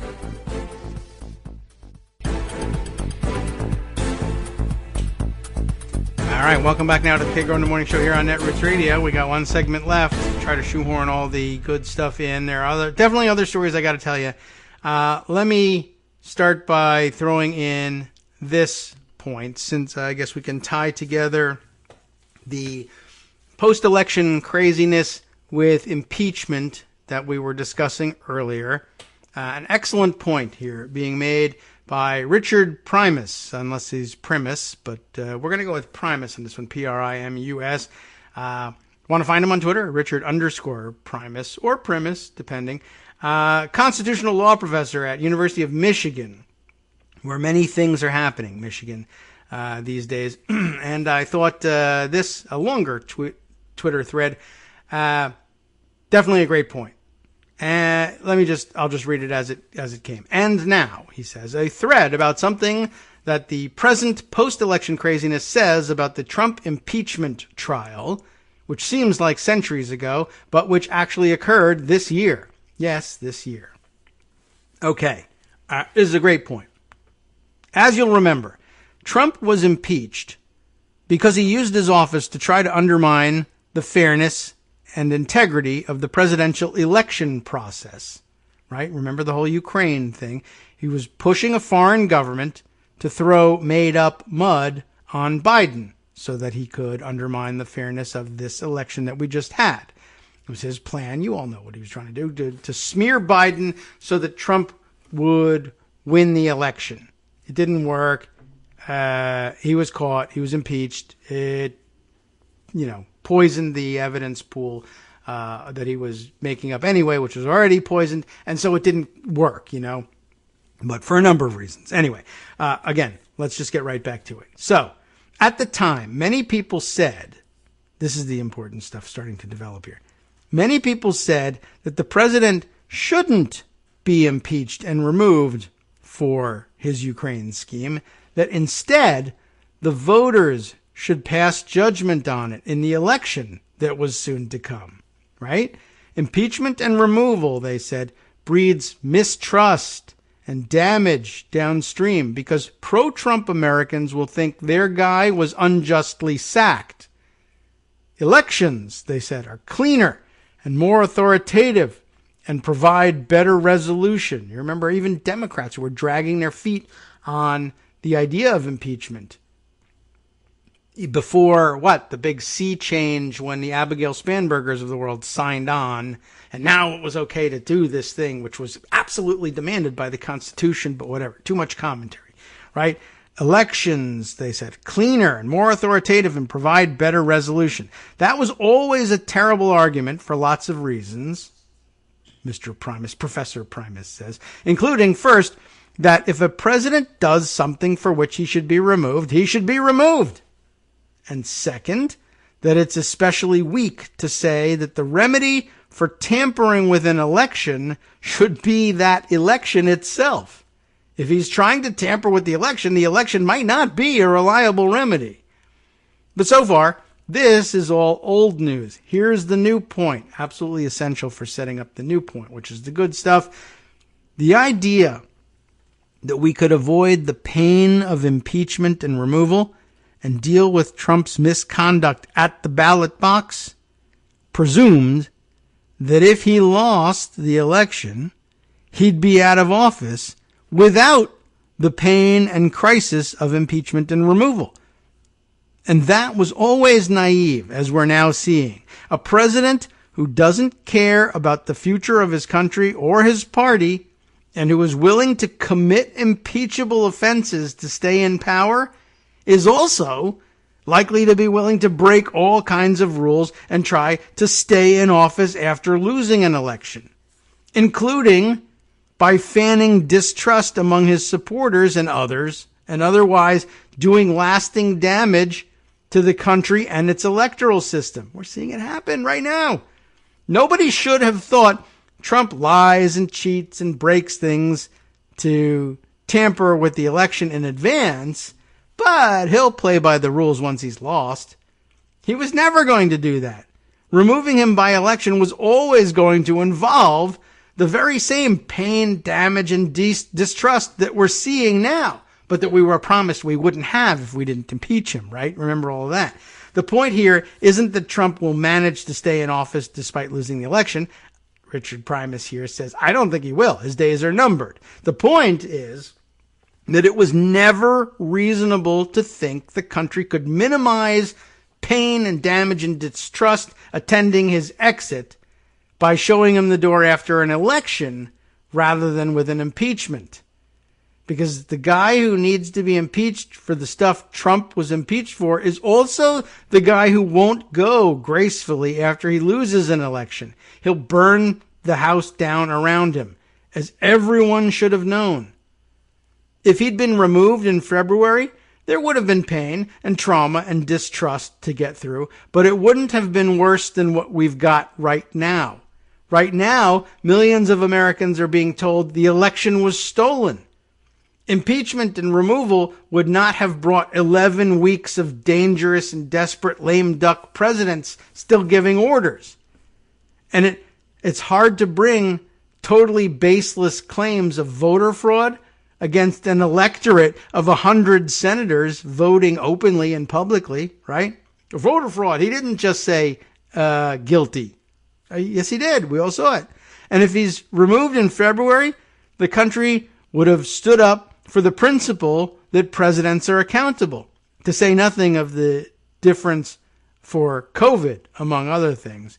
Not removing him in February, at best, delayed the pain. Because what's happening now is at least as damaging as what would have happened then. And everyone should have known it. And that is an awesome point. It's absolutely true. All the things that people said, we don't want to go down that road with impeachment. Well, here we are. Not only did we not get rid of a guy who should have been impeached, not only did we leave him in place to then deal with the COVID pandemic, which he just refused to do, and I don't know that Pence would have done any better, but who knows whether he would have stayed in office. But you couldn't have done worse than you're doing with Trump. You really couldn't have. I guess Pence, the longtime Pence observers will remind us of how things went with AIDS in Indiana. But still, Trump's reaction to this pandemic has been outrageous. I don't think you could have written it in Hollywood. And I don't think Pence would have been quite that bad. He wouldn't have been good, but not quite that bad. But anyway, yeah, all the pain and trauma, constitutional crisis, we've never done this before. I know. But we're now having it anyway. And in a way that'll have lasting effects because, if we had impeached and removed Trump, it's a lot harder not only to, complain that there was voter fraud like he points out, but it's a lot harder to say, oh, well, our next impeachment will also be horrific. And it probably will be. And maybe it comes on the heels of the Trump impeachment. Maybe Republicans in the Senate and in the House try to, like they always threatened or said that Democrats were going to do, were tit for tat and impeach the next Democratic president, if for revenge, possibly. But, we have other elections scheduled. We don't have any other impeachments scheduled. And damaging the electoral system is a lot worse than calling into question the fairness and efficacy of the impeachment process.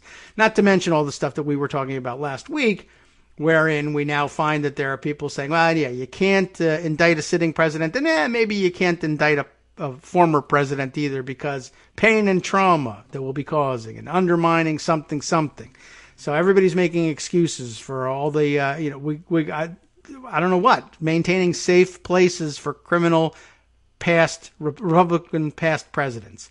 Not something I'm interested in doing. All right. Without spending too much more time on that, I thought that was quite amazing and a great point. Let's skip back once again to what's going on in Michigan and elsewhere. The Michigan legislators came in over the weekend, and I don't know what to make of it. It's very ambiguous what happened. They're not talking about what was actually discussed in the meeting, and they're giving, again, too clever by half, too coy answers to, well, what are you going to do now? They keep saying, well, as opposed to beforehand when was it the Pennsylvania legislators? Everybody was waving. I talked about this with Armando on Friday. They were waving around the early op-ed saying, there's no role for the Pennsylvania legislature in this. Similarly, the Republicans in Michigan insisting that there's no role for the Michigan legislature in this. And it's true by rule, by law. Apparently, that's the real and realistic reading of the law. But again, as we've pointed out a number of times, there's really nothing stopping the state legislature from giving it a shot and saying, well, we appoint these electors as our Michigan state slate of electors.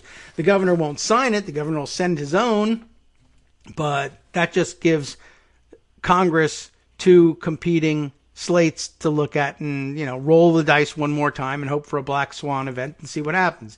If we say, forget it, then it's over. But if we just say, to hell with it, let's give it a shot, then there's disarray for a longer amount of time. And apparently that's good for us somehow. Anyway, as it turns out, their answer is, again, well, we're going to follow the law to the extent that we can, I guess. And, they're really just not answering the question and doing this on purpose. Did I have a piece that I wanted to share about that one? I'm kind of scrolling around looking for that one, but I'm not certain that we've got it put aside. But these other two may cover it. But anyway, also of some interest, I happen to see Ryan Goodman tweeting about this and then attaching an article that we can take a quick look at. He tweets, what Trump told those Wayne County officials in the Board of Canvassers on their late Tuesday night phone call might also become known. We might find out if the Michigan Attorney General pursues this criminal probe that she's apparently considering. And I wonder whether that won't expand to finding out what got said at the meeting with the Michigan state legislators as well. So here's news from the Washington Post. Michigan Attorney General ponders criminal probes of state and local officials who bend to Trump's will on overturning election results. They keep saying, for instance, well, the law says that they have no role in this. The law says that the governor has to do this. Okay, well, all this talk about the law. When is the law going to do something? Well, I guess now we're finding out. Carol Leonig and Tom Hamburger. Hamburger reporting this one on, when was this? Friday? Saturday was the 21st. Michigan's Attorney General is exploring whether officials there risk committing crimes if they bend to President Trump's wishes in seeking to block the certification of Joe Biden's victory in their state, according to two people familiar with the review. The move by Dana Nessel, a Democrat, reflected a growing sense of unease among many in her party and some Republicans that the president was continuing his unprecedented efforts to reach personally into the state's electoral process as he seeks to prevent Michigan from formally declaring a winner there. On Wednesday, 2 Republican officials in Wayne County sought to rescind their vote to certify the election results in their county, where Detroit is located, after Trump called them Tuesday night. On Friday afternoon, 4 leaders of Michigan's Republican-controlled state legislature met with Trump in the White House at his invitation. Tensions surrounding the White House encounter seemed to ease somewhat late Friday, when there were signs the lawmakers would not side with Trump. But it's still a little iffy, if you ask me. But I'm very suspicious of them. Maybe overly so. No details of the meeting were available late Friday, but the lawmakers issued a statement saying that they, quote, have not yet been made aware of any information that would change the outcome of the election in Michigan. And as legislative leaders, we will follow the law and follow the normal process regarding Michigan's electors, just as we have said throughout this election. Just wanted to note, I haven't seen anything yet that makes me change my mind. ... Ellipsis, if you like, but we like to say ... A spokesperson for Nestle declined to comment for this article. The Attorney General is conferring with election law experts on whether officials may have violated any state laws prohibiting them from engaging in bribery, perjury, and conspiracy, according to people familiar with the deliberations, who spoke on condition of anonymity to discuss a sensitive matter, more sensitive even than being bitten by a flea, for instance.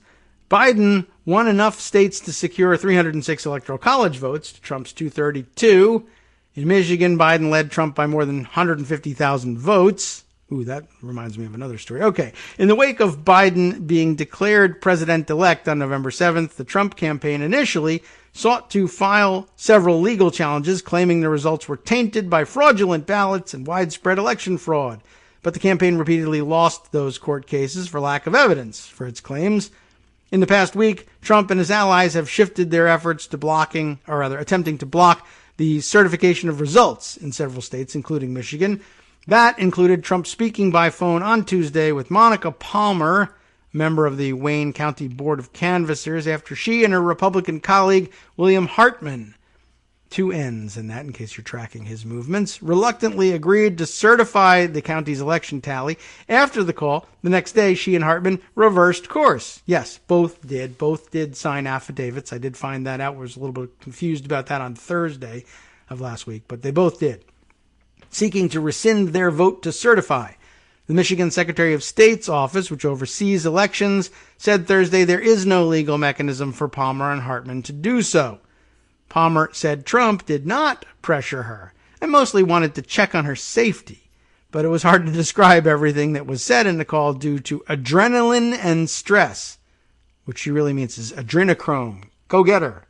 Anyway, Palmer and Hartman each signed affidavits saying they were misled into believing that if they voted for certification, there would be a rigorous audit of the ballot counting process. Under Michigan's perjury law, the Attorney General could prosecute an election official who provided false information in an affidavit submitted to the county and state election boards. A perjury conviction carries a maximum 5-year sentence in Michigan. Palmer denied any wrongdoing, saying that she accepted no favors nor benefits from the president and his allies and had been entirely truthful in her affidavit. More important, she stressed she was doing her job and doing it diligently. She said she disagrees with repeated suggestions from some Democrats that board members are required to certify the vote. They are suggesting I don't have discretion on whether to certify, she said, calling the notion ridiculous. What's the point of having a canvass board review if it's only a rubber stamp, she asked. Hartman's lawyer, Mark Mandel, accused Nestle of using my client as a patsy in a hypersensitive political environment. Whatever. The Friday visit to the White House by Michigan lawmakers offered no signs that Trump's pressure campaign would result in any legislative action to overturn the election. Mike Shirkey, leader of the Michigan State Senate, and Lee Chatfield, Speaker of the State House, joined Trump along with 2 other Michigan Republicans, Tom Barrett, a state senator, and State Representative Jason Wentworth. I don't know if it mentions in the story here that they were seen afterwards drinking Dom Perignon in the Trump Hotel, by the way. Sort of an interesting observation. Chatfield and Shirky issued a statement afterward that they had delivered a letter seeking more aid for their state's battle against the coronavirus pandemic. That's nice. They notably did not back up Trump's claims that there was evidence of rampant fraud in Michigan, but stressed that any fraud allegations should be probed, which they really should say there were none. Michigan's certification process should be a deliberate process free from threats and intimidation. Allegations of fraudulent behavior should be taken seriously, thoroughly investigated, and if proven, prosecuted to the full extent of the law.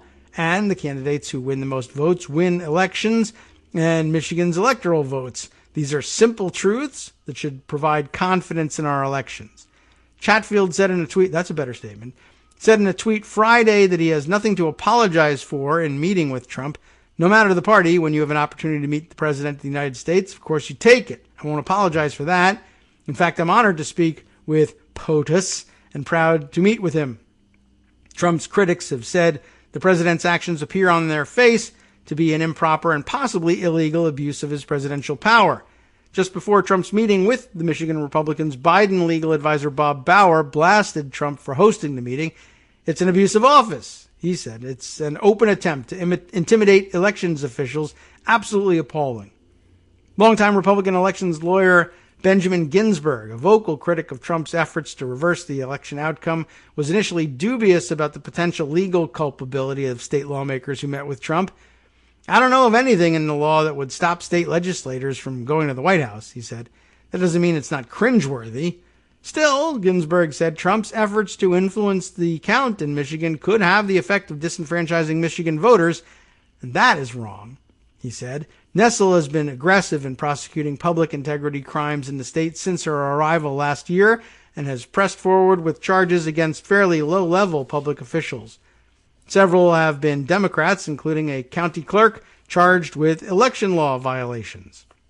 So some idea of what her record is like in that respect. Just something to keep an eye on and something of interest, not a definitive statement in any way. Let's see. Other things to keep an eye on. Well, let's see. We're running low on time here, but let me read you this tweet thread from Congressman Jerry Connolly from here in Northern Virginia, and I think he chairs the Government Oversight Committee. Is that right? Or one of the subcommittees on federal workers, I think, is actually what he might be in charge of. But okay. Yes. As a matter of fact, so he puts it this way. He says, I've seen several recent stories in the press that seem to point to a coordinated attempt to portray, what's her name? Emily Murphy from the GSA as some kind of unassuming apolitical bureaucrat. True. They've been trying that tack. My subcommittee, he says, oversees GSA. I know Administrator Murphy. She's a Trump loyalist through and through, and provides a thread to back that up. In 2017, Trump canceled plans to relocate the FBI headquarters from the crumbling, literally, Hoover building in D.C. to the suburbs in Virginia or Maryland. Fine.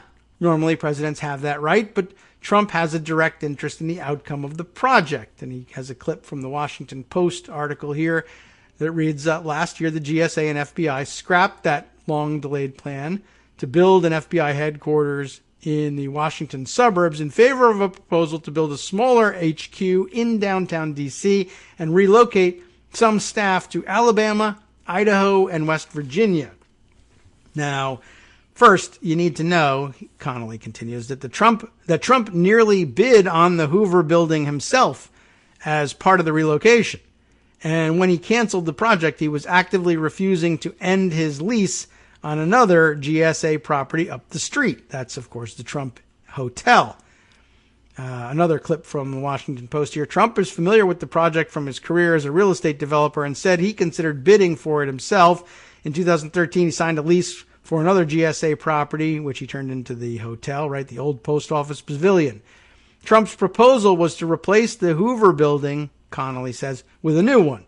We were concerned that he was pressuring GSA into complying because he feared the competition of another hotel being built so close to his own. He was looking out for his own bottom line. More Washington Post clips to back that up. I'll just get on with what Connolly's commentary is because I think you know the stories. Administrator Murphy told Congress that the president was not involved in discussions to scrap the relocation plan. That's a lie. Oversight Dems on his subcommittee found an official White House photo of her and Trump during a meeting in which the relocation plan was discussed. GSA later admitted she had misled us. My team, he says, I'll end with this. My team and I have dealt with GSA under her leadership for years, and we made every effort to do so in good faith, but her subservience to the president was a permanent and insurmountable hurdle in our efforts to cooperate. Sadly, I've been left with just one conclusion. Emily Murphy may be a federal employee, but she's made clear that she is no public servant. I pray she proves me wrong. Well, pray harder, because she's not going to do it. So I thought that was very interesting. Well worth keeping in mind and well worth sharing with you. One more thing I'll share with you on the way out the door that I thought was of some interest, since we love to do this sort of elections analysis here. Jamel Bowie, writing in the New York Times, because that's where he writes. Oh, and we learned over the weekend that Ezra Klein is going there too. I don't know what happens to Vox. I don't care. They'll explain it to me when it happens. But anyway, he's going to the New York Times.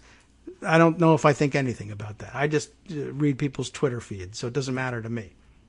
Anyway, but Jamel wrote this up. I thought this was an interesting one. A simple theory of why Trump did well in the elections. And he didn't do terribly. I mean, he got trounced in terms of the popular vote count, but you know where he made inroads, and we've been wringing our hands over it ever since. So he got more of the black vote. He got more of the monolithic black vote, the monolithic Latine vote.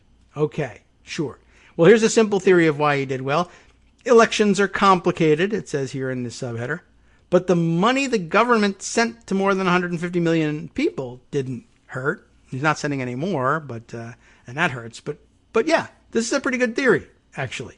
Officials are still counting votes for the 2020 presidential election, but that hasn't stopped professional commentators from drawing any number of broad conclusions about the state of American politics from the results thus far. Two narratives about what happened stand out. First, the idea that the left-wing slogans like defund the police cratered the Democratic Party in down-ballot fights for the House and Senate.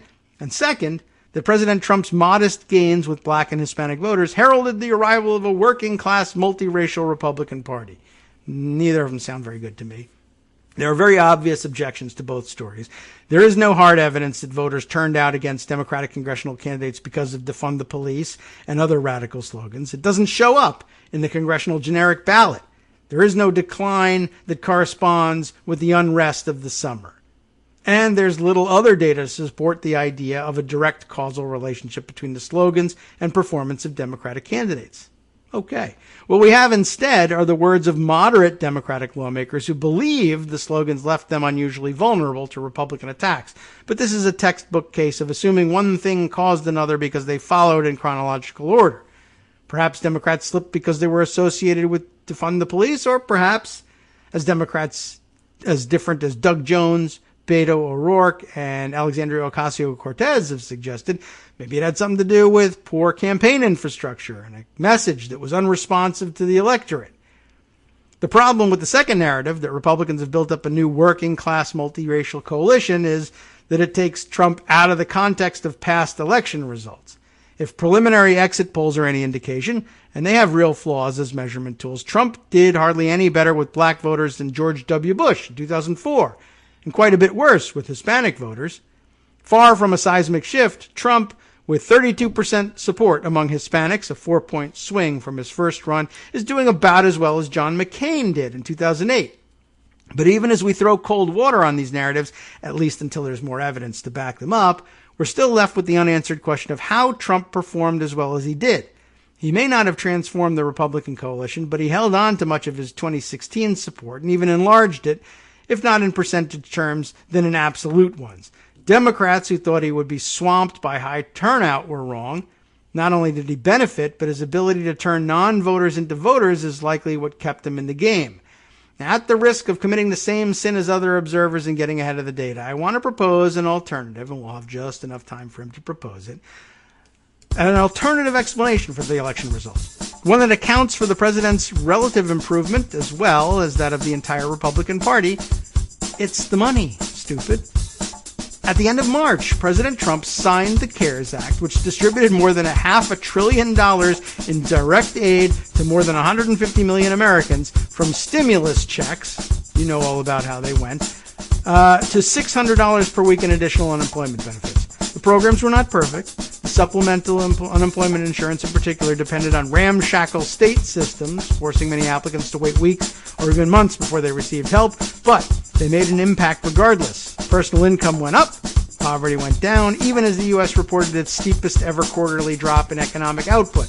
Now, the reason this many Americans received as much assistance as they did is that Democrats fought for it over the opposition of Republicans, but remember what ended up happening, right? Who signed the checks? Donald Trump signed the checks. Donald Trump was all over the news saying, I gave you the money, I gave you the money. That wasn't true. We know who actually fought for the money and who was an obstacle to the money and who's still an obstacle to the money, but he was giving out checks and promising that there was more to come and that there were prescription cards yet to come, not to mention the promises he made about handing out miracle cures. Is it possible that some people kind of bought into that? Money was handed to them. That's the Republican theory. Could it be true? From networksradio.com, you have been listening to Kagro in the Morning with David Waldman. Well, Jamel puts it a lot more eloquently than I did, as I was trying to sum up before getting out of the way for Justice Putnam and the West Coast Cookbook and Speakeasy, which is coming up next. You can read it for yourself, and you can listen for yourself to see what Justice has on tap for you, because I've run out of time to tell you. But what's the difference? The show is about to go on. Stay tuned. We'll see you tomorrow.